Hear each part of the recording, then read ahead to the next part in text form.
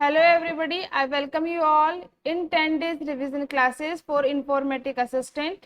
आज part second के अंदर हम लोग डिस्कस करने वाले हैं इनपुट आउटपुट डिवाइसेस, स्कैनर्स और प्रिंटर से रिलेटेड क्वेश्चंस को।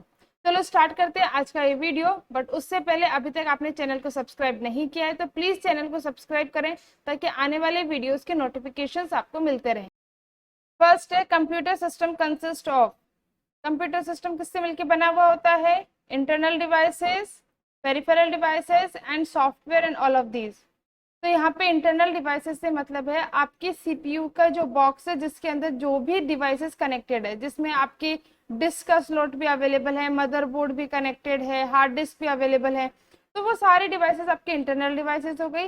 पेरिफेरल डिवाइसेस मतलब जो भी एक्सटर्नल डिवाइसेस जो आपने अपने सिस्टम में इंक्लूड की हुई है वो सारी पेरिफेरल डिवाइसेस हो गई। और सॉफ्टवेयर जिसकी वजह से आप उस अपने सिस्टम से फंक्शनिंग करवा पा रहे हो।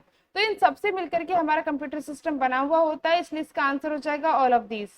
नेक्स्ट है an electronic tool that allows information to be input processed and output. तो ये क्या होता है? हमारे सिस्टम की प्रोसेस होती है। इसमें क्या करता है हमारा सिस्टम? इनपुट लेता है, उसकी प्रोसेसिंग करता है, देन उस प्रोसेसिंग के बिहाफ में आउटपुट जनरेट करता है। ठीक है, अब यहाँ पे देखिए ऐसे कौन से टूल हैं? ऑपरेटिंग सिस्टम नहीं। ऑपरेटिंग सिस्टम क्या करता है? यूजर और कंप्यूटर के बीच में एक इंटरेक्शन प्रोवाइड करने के लिए सिस्टम है। ठीक है, ये आपकी जितनी भी डिवाइसेस आपके सिस्टम में कनेक्टेड है उन सबको कंट्रोल करने का काम करता है। मदरबोर्ड क्या करता है? आपकी जितनी भी डिवाइसेस कनेक्टेड हैं वो सारी डिवाइसेस किसके थ्रू कनेक्ट होती है? मदरबोर्ड के थ्रू कनेक्ट होती है। तो ये जिस तरीके से अपने इलेक्ट्रिसिटी का जो स्विच होता है, स्विच बोर्ड होता है जिसमें अपन मल्टीपल प्लग्स लगा सकते हैं, उसी तरीके से मदरबोर्ड एज ए स्लॉट का वर्क होता है जिसमें सारे डिवाइसेस आपस में कनेक्टेड होती है। नेक्स्ट है कंप्यूटर। तो कंप्यूटर का काम होता है जिसके अंदर आपकी इनपुट, प्रोसेसिंग और आउटपुट तीनों काम आ जाते हैं। नेक्स्ट है सीपीयू। तो सीपीयू ओनली एक फेज को ही कंप्लीट करता है, वो होता है आपका प्रोसेसिंग का फेज। ना ये इनपुट हैंडल करता है ना ही ये आउटपुट हैंडल करता है। ठीक है, तो इसका आंसर हो जाएगा सी। नेक्स्ट है the brain of computer. This part does the calculation, moving in processing of information. तो कंप्यूटर के कौन से पार्ट को ब्रेन कहा जाता है? ये सीपीयू को कहा जाता है। क्यों कहा जाता है? क्योंकि जितनी भी प्रोसेसिंग जो कैलकुलेशन वाला काम है वो कौन करता है? सीपीयू करता है। ठीक है, अब इसके अंदर जो आपके रैम है वो क्या है? मेमोरी हो गई। मदरबोर्ड है वो आपके डिवाइसेस को कनेक्ट करने का टूल हो गया, और जो हार्ड ड्राइव है वो आपकी सेकेंडरी स्टोरेज हो गया। ठीक है, तो इस तरीके से इसका आंसर हो जाएगा ए। नेक्स्ट है the physical part of a computer. इनमें से कौन सा फिजिकल पार्ट है कंप्यूटर का? अब यहाँ पे देखिए आपकी हार्ड ड्राइव जो है वो आपकी सेकेंडरी स्टोरेज डिवाइसेस हो गई। ये भी आपकी क्या है? हार्डवेयर है, फिजिकल पार्ट होता है। डिस्क ड्राइव्स होती है, ये भी आपका क्या होता है? फिजिकल पार्ट होता है। और हार्डवेयर भी फिजिकल पार्ट होता है। तो यहाँ पे परफेक्ट आंसर होएगा हार्डवेयर, क्योंकि इस हार्डवेयर के अंदर आपकी हार्ड ड्राइव और डिस्क ड्राइव इंक्लूड होती हैं। ठीक है, तो इसका आंसर हो जाएगा हार्डवेयर। नेक्स्ट है which of following is not A Poynting and drawing device. तो यहाँ पे कौन सी पॉइंटिंग डिवाइस नहीं है? Keypad is not A pointing device, तो आंसर हो जाएगा ए। नेक्स्ट है a device used for video games, flight simulators, training simulators and for controlling the industrial robots. तो गाइस जनरली जब भी आपसे वीडियो गेम्स की और फ्लाइट सिमुलेटर्स की बात की जाती है तो उस केस में जो पॉइंटिंग डिवाइस यूज होती है वो हमेशा कौन सी यूज होती है? जॉयस्टिक का यूज किया जाता है। ठीक है, कई बार आप लोगों ने वीडियो गेम्स में यूज किया होगा। वीडियो गेम्स के अंदर क्या होता है? लेफ्ट राइट और आप टॉप बॉटम मूविंग करते हो, तो वो किसके थ्रू की जाती है? जॉयस्टिक के थ्रू। क्योंकि एक फ्लैट जो बोर्ड होता है जिसके ऊपर एक स्टिक लगी हुई होती है जिसका मूवमेंट होता है, और जो मूवमेंट की डायरेक्शन क्या क्या होती है? Top to bottom, bottom to top और left to right, right to left, ये इसकी मूवमेंट्स होती है।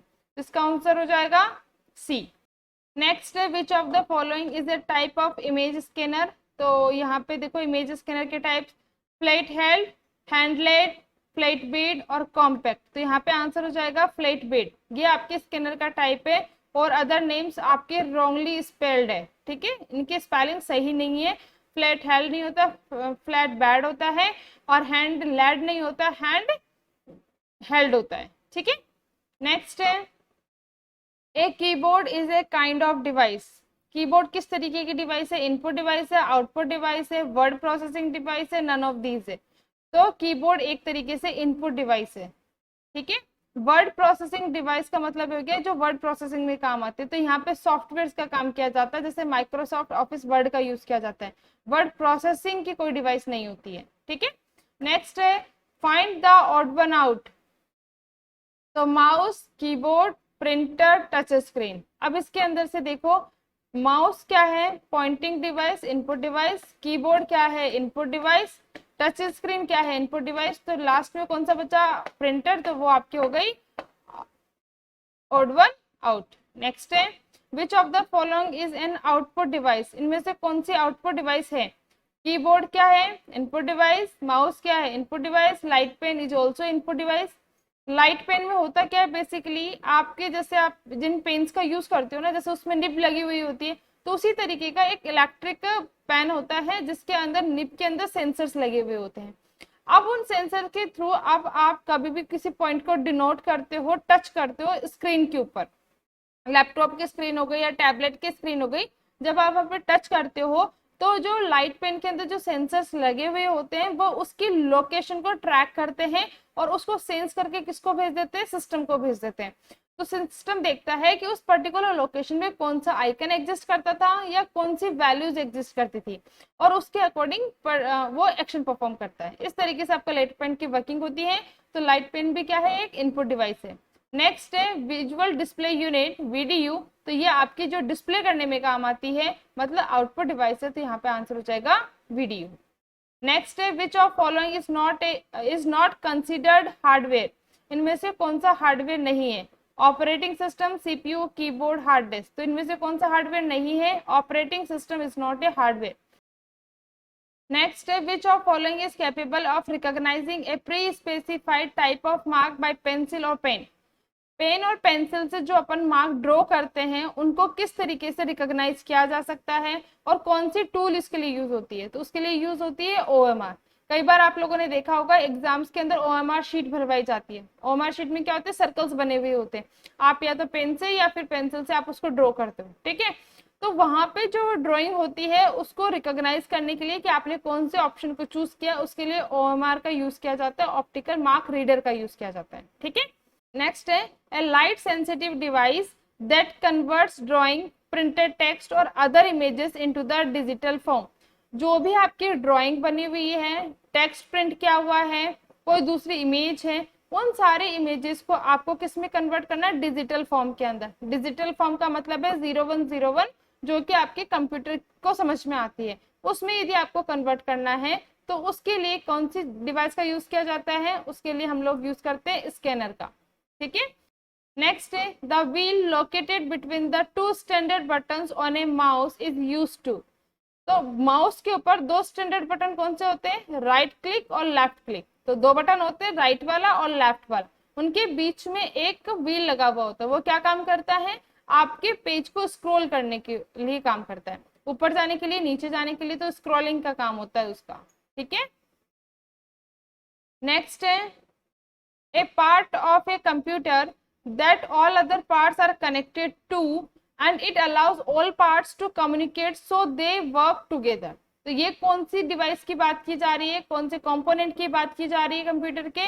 या आपके मदरबोर्ड की बात की जा रही है? क्योंकि हमने यही चीज पहले भी डिस्कस किया कि क्या करता है आपके, तो जितने भी पार्ट्स आपके सिस्टम से कनेक्टेड है उन सबको एक साथ कनेक्टिविटी प्रोवाइड करता है आपका मदरबोर्ड, और उसके थ्रू ही ये आपस में कम्युनिकेट कर पाते हैं, ठीक है। नेक्स्ट है type of pointing device is commonly used eight restaurant, ATM, information centre. ठीक है, रेस्टोरेंट, एटीएम सेंटर्स में कौन से डिवाइस का यूज किया जाता है? कौन सी पॉइंटिंग डिवाइस का यूज किया जाता है? तो आपके यहाँ पे यूज किया जाता है टच स्क्रीन का, क्योंकि अभी जितनी भी आप एटीएम्स देखते हो, आप जाते हो कैश को निकलवाने के लिए, तब आप लोग क्या करते हैं? आप स्क्रीन के ऊपर अपनी डिटेल्स एंटर करते हो और स्क्रीन के ऊपर लगे हुए बटन्स को प्रेस करते हो और अपना कैश निकलवा पाते हो, ठीक है। नेक्स्ट है which one of the following would not be considered a type of scanning device. इनमें से कौन सी स्कैनिंग डिवाइस नहीं है? तो देखो यहाँ पे light pen, barcode reader, optical scanner, magnetic ink, character reader. तो यहाँ पे कौन सी स्कैनिंग डिवाइस नहीं है? तो गाइस यहाँ पे आपके पास में light pen is not a scanning device. ये कौन सी डिवाइस है? ये पॉइंटिंग डिवाइस है जो आपके कर्सर के मूवमेंट को रीड करने के लिए, सेंस करने के लिए यूज की जाती है, ठीक है, ये स्कैन नहीं करती है। नेक्स्ट है, which of following refers to special type of video camera used for broadcasting images on the internet? तो इंटरनेट पे आपकी इमेजेस को, आपकी वीडियोस को ब्रॉडकास्ट करने के लिए कौन से कैमरा का यूज किया जाता है? वेब कैम का यूज किया जाता है, ठीक है। अब बात की जाती है आई कैम की, तो eye cam is also a web cam. तो वेब कैम के अंदर वो सारे कैमराज आ जाते हैं जिनका यूज हम ब्रॉडकास्टिंग के लिए करते हैं। तो ये आई कैम एक स्पेसिफिक टाइप है, तो इसका आंसर हो जाएगा वेब कैम, ठीक है। अब वेब कैम में होता क्या है कि आपने वीडियो रिकॉर्ड किया, उसको तो ब्रॉडकास्ट कर पाते हो, वो तो है ही, उसके अलावा आप लोग क्या कर पाते हो, आप जैसे अभी जो जितनी भी इंटरनेशनल नेशनल कॉन्फ्रेंसेज हो रही है वो कौन से का यूज कर रही है? वेबकैम का यूज कर रही है, क्योंकि ऑनलाइन जो डिजिटली यूट्यूब पर या किसी अदर प्लेटफॉर्म पे लाइव स्ट्रीमिंग होती है, तो उसके लिए हमें वेबकैम की रिक्वायरमेंट होती है। यदि हम बात करें रिजोल्यूशन की, इसकी क्वालिटी की, तो इसकी क्वालिटी जो नॉर्मल डिजिटल कैमरास जो होते हैं, जो अलग से डिवाइसेस होती हैं, उनके कंपैरिजन में कम होता है, बट ऑन एन एवरेज अच्छा होता है, ठीक है। नेक्स्ट है, ब्लैंक डिवाइसेस कन्वर्ट स्केच और a figure into a form that the computer can understand. आपने जो भी फिगर या स्केच बनाया, यदि उसको आप कंप्यूटर फॉर्मेट के अंदर कन्वर्ट करना है तो कौन से डिवाइस का यूज किया जाता है? डिजिटाइजिंग का यूज किया जाता है। डिजिटाइजिंग में होता है क्या? बेसिकली यहाँ पे एक डिजिटाइजर आता है जो आपके सिंपल पेड़ के जैसे होता है, जिसपे आप अपने स्टाइलस के थ्रू क्या कर सकते हो? कोई भी ड्राइंग कर सकते हो और वो ड्राइंग आपके सिस्टम में रिकॉग्नाइज होती है, ठीक है। नेक्स्ट है, which of following device would require the use of A stylish. कौन से डिवाइस को स्टाइलिस की रिक्वायरमेंट होती है? इनमें से आपके ग्राफिकल टैबलेट्स को जो आए थे उनमें स्टाइलिस की रिक्वायरमेंट होती है। नेक्स्ट है, the most important characteristics of A computer is it's. Computer की कैरेक्टरिस्टिक्स कौन कौन सी होती है? अब यहाँ पे बात करते हैं डॉट पिच की, तो डॉट पिच क्या होता है? दो पिक्सल के बीच के जो डिफरेंस होता है, जो डिस्टेंस होता है, उसको बोलते हैं डॉट पिच। अब ये डिस्टेंस जितना कम होगा, इमेज की क्वालिटी उतनी ही ज्यादा अच्छी होती है, और जितना ज्यादा गैप होगा, पिक्सल्स उतने ही ब्रेक होते हैं, रेजोल्यूशन कम होता है, और उस केस में इमेज की क्वालिटी कम होती है, ठीक है। और नेक्स्ट है रिजोल्यूशन। तो रिजोल्यूशन किसको बोलते हैं? Number of pixel in the horizontal line and number of pixel in the vertical line. इसके रेशियो को हम लोग बोलते हैं रिजोल्यूशन। जैसे कई बार बोला जाता है 1280 बाय किसका चाहिए? 720 का आपको रिजोल्यूशन की इमेज चाहिए, तो उस केस में उसका मतलब क्या हो गया? 1280 नंबर ऑफ पिक्सल चाहिए हॉरिजॉन्टल लाइन के अंदर और 720 पिक्सल चाहिए वर्टिकल लाइन के अंदर, ठीक है। और जितने ज्यादा रिजोल्यूशन होगा उतनी ज्यादा क्लैरिटी होगी इमेज के अंदर, बहुत ज्यादा अच्छी क्वालिटी की इमेज होगी, ठीक है। नेक्स्ट है क्लैरिटी। तो क्लैरिटी के अंदर डॉट पिच को भी इंक्लूडेशन हो जाता है, रिजोल्यूशन भी इंक्लूड हो जाती है और कलर डेप्थ भी इंक्लूड हो जाती है, तो इसका आंसर हो जाएगा क्लैरिटी, ठीक है। नेक्स्ट है, the individual dots that form the image on a monitor are called. जो सबसे छोटा डॉट होता है मॉनिटर के स्क्रीन पर, वो होता है आपका पिक्सल, ठीक है। नेक्स्ट है, which is the product of data processing. Data processing के कौन सा प्रोडक्ट है? कि सिंपल सी बात है, डेटा प्रोसेसिंग करने के बाद में क्या रिजल्ट आता है? वो होता है आपकी इंफॉर्मेशन। क्योंकि हम यहाँ पे क्या करते हैं, प्रोसेसिंग किस तरीके से होती है? सबसे पहले हम इनपुट लेते हैं, ठीक है। इनपुट के बाद में इस इनपुट की क्या होती है? प्रोसेसिंग होती है, देन आपका आउटपुट जनरेट होता है, ठीक है।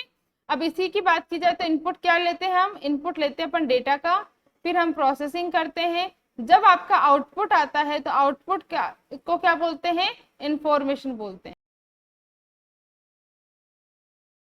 नेक्स्ट है, an space scanner records character by sliding it along the line of text. भाई यदि आपको लाइन बाय लाइन यदि रीडिंग करनी है, जो भी कैरेक्टर्स आपके पास में लिखे हुए हैं पेपर पर, तो उनकी रीडिंग करने के लिए आपको कौन से स्कैनर की रिक्वायरमेंट होती है? आपको पोर्टेबल स्कैनर्स की रिक्वायरमेंट होती है, जिनको हम लोग बोल सकते हैं हैंड हेल्ड डिवाइसेस की आपको रिक्वायरमेंट होती है, जिसके थ्रू आप अपने लाइन ऑफ टेक्स्ट को रीड कर सकते हो। नेक्स्ट है, a universal product code is read by what type of scanner. Universal product code क्या होता है? सबसे पहली चीज, जब आप लोगों ने देखे होंगे कि आपके पास में बारकोड्स बने हुए होते हैं किसी भी प्रोडक्ट के ऊपर, ठीक है। तो बारकोड्स के नीचे कुछ नंबर्स लिखे हुए होते हैं, उन नंबर्स को बोला जाता है यूपीसी, यूनिवर्सल प्रोडक्ट कोड, और उनको रीड करने के लिए भी आप बारकोड रीडर का ही यूज करते हो। तो इसका आंसर हो जाएगा ए, ठीक है। Next, which of the following type of character recognition system requires the use of magnetic ink. तो मैग्नेटिक इंक का यूज कहाँ किया जाता है? मैग्नेटिक इंक का यूज किया जाता है मैग्नेटिक इंक कैरेक्टर रीडर के अंदर। मतलब यदि आपका जो डेटा, जो टेक्स्ट लिखा हुआ है वो मैग्नेटिक इंक से लिखा हुआ है, तो उसको रीड करने के लिए भी मैग्नेटिक इंक कैरेक्टर रीडर का यूज किया जाता है। नेक्स्ट है, which of the following printer requires special paper.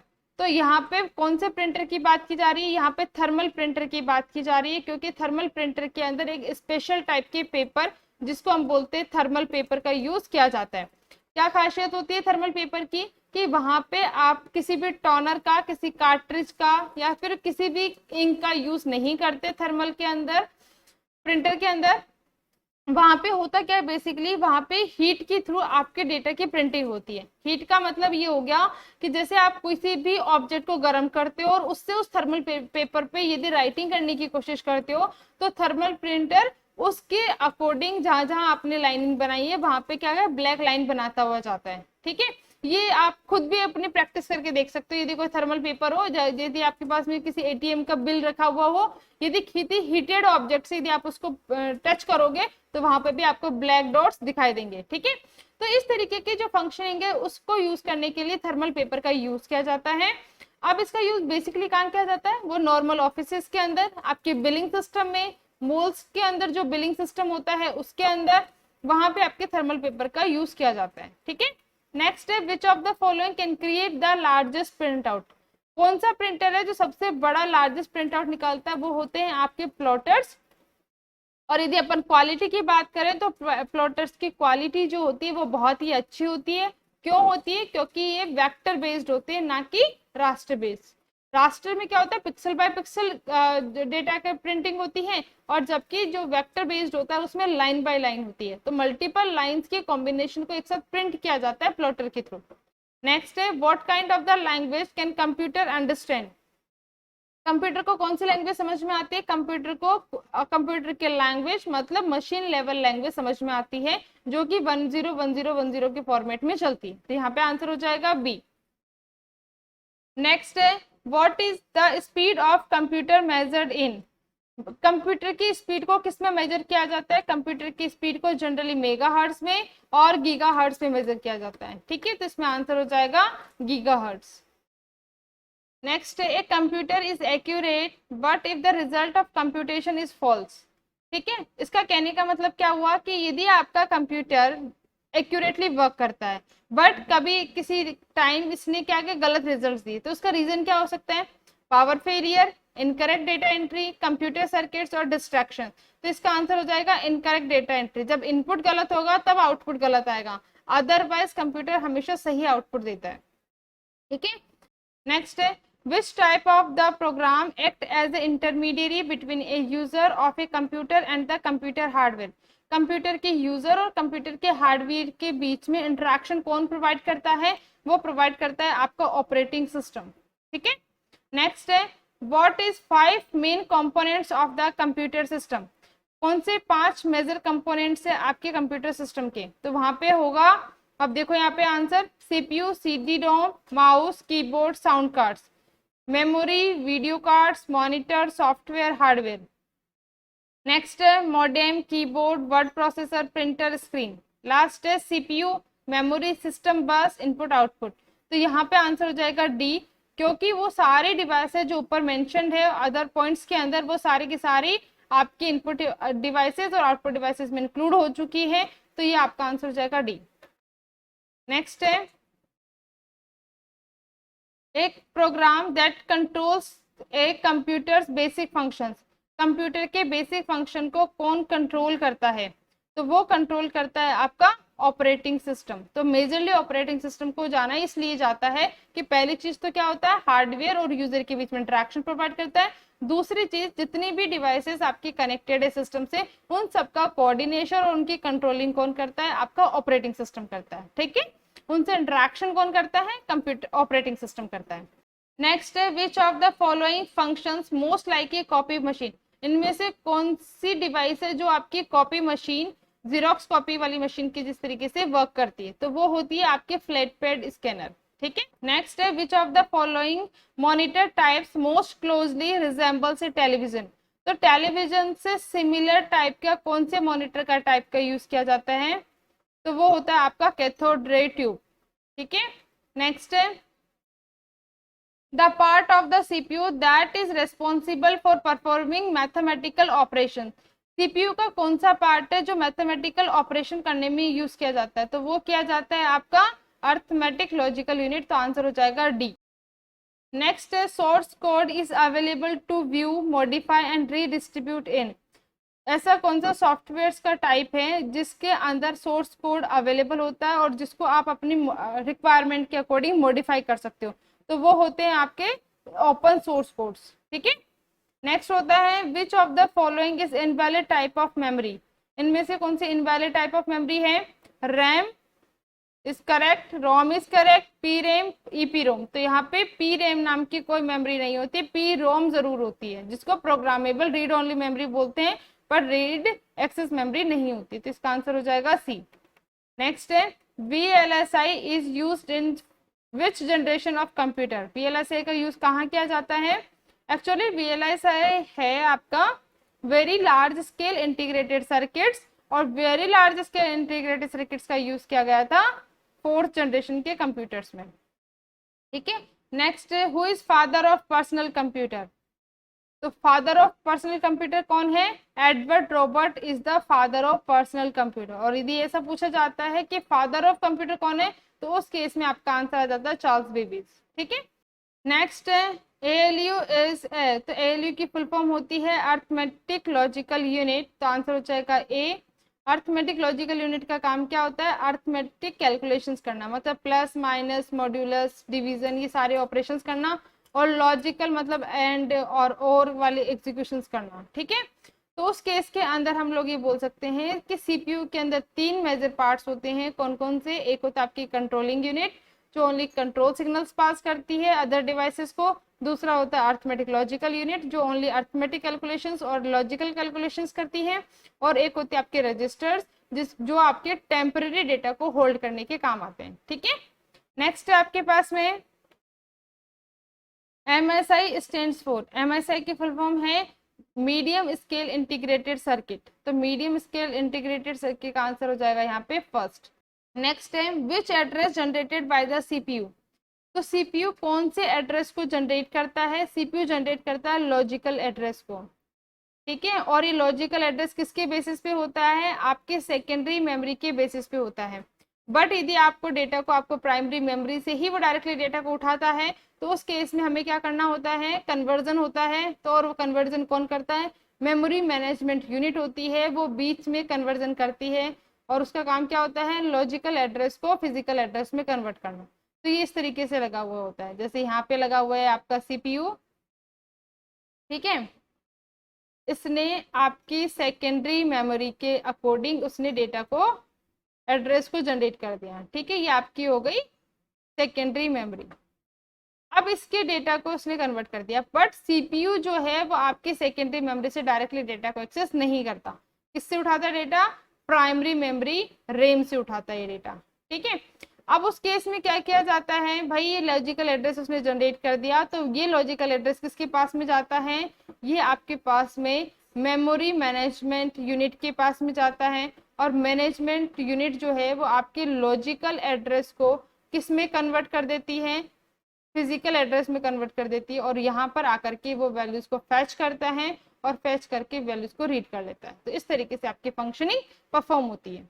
Next है a computer can not boot if it does not have, वो कब बूटिंग नहीं कर सकता कंप्यूटर? पहली चीज बूटिंग क्या होती है? जब आपका सिस्टम कंप्लीटली शट डाउन होता है, आप उसको फर्स्ट टाइम आपने स्विच ऑन किया होता है, तो उस टाइम पे आपकी बूट प्रोसेस कॉल होती है, मतलब आपके सिस्टम को सारे कंपोनेंट डिवाइसेस जो है वो स्विच ऑन होती है, वर्किंग स्टेट में आती है, उस प्रोसेस को बोला जाता है बूटिंग। ठीक है। दूसरे केस में क्या होता है? आपने रीस्टार्ट किया अपने सिस्टम को, तो रीस्टार्ट के अंदर भी आपका सिस्टम क्या होता है, बूट होता है, दोबारा आपके कंपोनेंट्स दोबारा से रीसेटअप होते हैं, उसको अपन बोलते हैं बूटिंग। ठीक है, अब आपके सिस्टम को कब बूट नहीं किया जा सकता, जब आपके सिस्टम में ऑपरेटिंग सिस्टम अवेलेबल नहीं होता है, क्योंकि बूटिंग के टाइम में ऑपरेटिंग सिस्टम को सेकेंडरी मेमोरी से उठा करके कहाँ डाला जाता है, मेन मेमोरी में डाला जाता है। ठीक है, यदि वो ही अवेलेबल नहीं होता, तो यदि वो अवेलेबल नहीं होता, वो अदर कंपोनेंट्स को हैंडल नहीं कर सकता और की फंक्शन के सेटअप को चेक नहीं कर सकता। ठीक है, तो नेक्स्ट है, who develop the W W को किसने डेवलप किया था, इसको डेवलप किया था टी बर्नर्स ली ने। ठीक है, नेक्स्ट है, the space is responsible for performing calculations and contents decision making mechanism. तो कैलकुलेशंस परफॉर्म करने के लिए कौन से टूल का यूज किया जाता है, ये आपके अर्थमेटिक लॉजिकल यूनिट का यूज किया जाता है, जो कि सीपीयू का एक पार्ट है। ठीक है, नेक्स्ट है, space is the process of carrying out the commands. इनमें से कौन से ऐसी प्रोसेस है जो आपके कमांड्स को एग्जीक्यूट करती है, तो executing is the process of carrying out the commands. Next है, द सिस्टम यूनिट इज, सबसे पहली चीज तो ये समझने की जरूरत है, सिस्टम यूनिट होती क्या है। सिस्टम यूनिट होती है जो भी आपके सिस्टम के साथ में जो आपके बड़ा सा बॉक्स लगा हुआ होता है, जिसको आप लोग कई बार सीपीयू भी बोलते हो, वो सीपीयू नहीं होता, वो क्या होती है, आपके सिस्टम यूनिट होती है। सीपीयू क्या होता है, सीपीयू तो प्रोसेसिंग की चिप होती है जो आपके मदरबोर्ड पे डायरेक्टली कनेक्टेड होती है। ठीक है, तो ये पूरा का पूरा जो बॉक्स होता है उसको क्या बोलते हैं, सिस्टम यूनिट बोलते हैं। अब होती क्या है system unit, it is a combination of the hardware and software. It is container that housed electronic components, coordinates input and output devices, controls and manipulates the data. तो इसका आंसर हो जाएगा, it is a container that house electronic components. जितने भी components आपके system से connected हैं वो इसके अंदर हाउस्ड होते हैं, उसके अंदर लगे हुए होते हैं। ठीक है, नेक्स्ट है, which of following memory chip is program during the manufacturing. ऐसी कौन सी मेमोरी की चिप है जिसका एक बार ही प्रोग्राम्ड होती है, मतलब एक बार इसका डेटा को लिखा जाता है, राइट किया जाता है, बाद में वो उसको रीडिंग की जा सकती है बट राइटिंग नहीं की जा सकती, तो वो होती है आपकी रोम की चिप। ठीक है, तो ये हो गया आपके आंसर्स। तो आज के लिए इतना ही। नेक्स्ट वीडियो में हम सिलेबस के पार्ट 3 से रिलेटेड क्वेश्चंस को डिस्कस करने वाले हैं। तो गाइस, अभी तक आपने वीडियोस को लाइक शेयर एंड सब्सक्राइब नहीं किया तो प्लीज सब्सक्राइब करें, बेल आइकन को प्रेस करें ताकि आने वाले वीडियोस के नोटिफिकेशंस आपको मिलते रहें। यदि आपको किसी भी पर्टिकुलर टॉपिक से रिलेटेड क्वेश्चंस चाहिए हो तो प्लीज कमेंट करके बताएं।